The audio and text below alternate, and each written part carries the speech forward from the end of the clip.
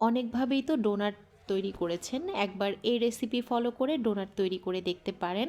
আর রমজানে তো ইফতারের টেবিলে আপনারা এরকম একটা ইউনিক ডোনাটের রেসিপি তৈরি করে দিলে সবাই খুব বেশি খুশি হয়ে যাবে, বিশেষ করে বাচ্চারা।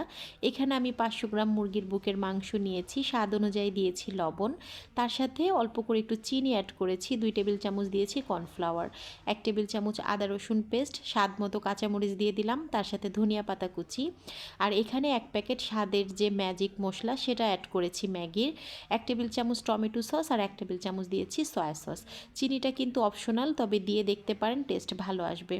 একেবারে অল্প উপকরণে একবার এই প্রসেসে আপনারা ডোনাট তৈরি করে দেখতে পারেন, কতটা মজার হয়েছে। আশা করি ভালো লাগবে। ভালো লাগলে প্লিজ কমেন্টে অবশ্যই জানাবেন, আর একটা লাইক দিতে কিন্তু ভুল করবেন না।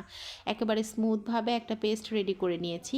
এখন হাতে একটু তেল মাখিয়ে তারপর ডোনাটের শেপ দিয়ে দিচ্ছি। এভাবে করে আমি ডোনাট তৈরি করে নিই, আমার কাছে খুবই ইজি মনে হয়, আর খেতে তো বেশ চমৎকার হয়। আসলে একবার তৈরি করে দেখতে পারেন যে আমি যেভাবে বলেছি এভাবে আসলে মজা হয় কি না। তো সবগুলো ডোনাটের শেপ দিয়ে নিয়েছি। তো এখন হচ্ছে এগুলোকে প্রথমে একটু ময়দার ভিতরে গড়িয়ে নিচ্ছি। প্রথমে ময়দায় গড়িয়ে নিলে না কোটিংটা ভালো হয় আর কি। তো তারপরে হচ্ছে ডিমের ভিতরে ডিপ করে নিচ্ছি। ডিম থেকে তুলে তারপর হচ্ছে ব্রেড ক্রাম্বসে দিয়ে দিচ্ছি। এটা আমার হোমমেড ব্রেড ক্রাম্বস, তাই হয়তো এমন দেখাচ্ছে। আমি ওই যে রুটির যে চারপাশের অংশটা বেঁচে যায় সেটা কিন্তু ফেলে দেই না, সেটা দিয়ে ঠিক এইভাবে ব্রেড ক্রাম্বস রেডি করে রাখি। তো একইভাবে সবগুলো ডোনাট আমি কোট করে নিয়েছি।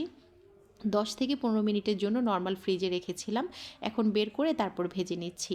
ভাজার আগে একটু নর্মাল ফ্রিজে রেখে দিলে না ভাজতে সুবিধা হয়, আর কোটিংটাও খুব সুন্দরভাবে বসে যায়। তো চুলার ফ্লেমটা মিডিয়ামে রেখে তারপর ভেজে নিচ্ছি। ডোনাট ভাজতে হলে একটু তেলের পরিমাণটা বেশি নিতে হয়, আমি সব সময় কম তেলেই ভাজার চেষ্টা করি। তো যাই হোক, এই তো 2 পাশ থেকে একদম লাল করে ভেজে তারপর তুলে নিচ্ছি। আজকের ডোনাটস রেসিপিটা আপনাদের ভালো লাগলে প্লিজ একটা লাইক দেবেন।